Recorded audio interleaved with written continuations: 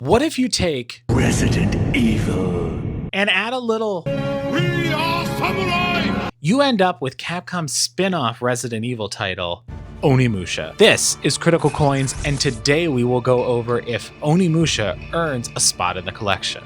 Onimusha as a new franchise borrows a lot when it comes to Resident Evil because that's its origins. You can see this in various elements throughout the game. The menu system, how you interact with the environment, and even a little bit of the combat, although that is one area that Onimusha improves a lot. See, instead of being focused on a survival horror, Onimusha focuses on being an action game. While you're still walking around and finding items, you're backtracking in different areas and generally exploring where you're at and trying to figure out where you go next. How you get there and how you deal with enemies in that is very different.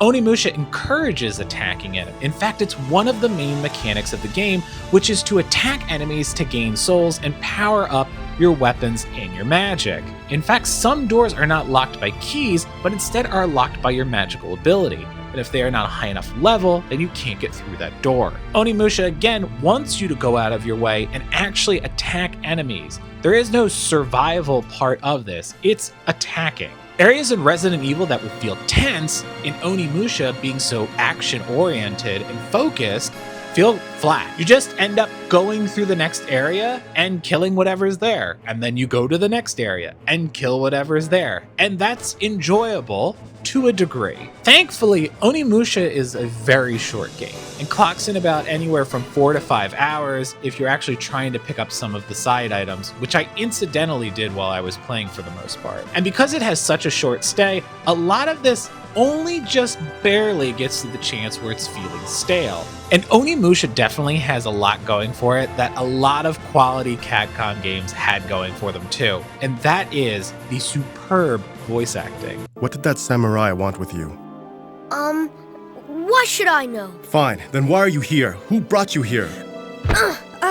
The voice acting in this game is simply atrocious. And anytime a Capcom game has atrocious voice acting, you know you're in for a ride.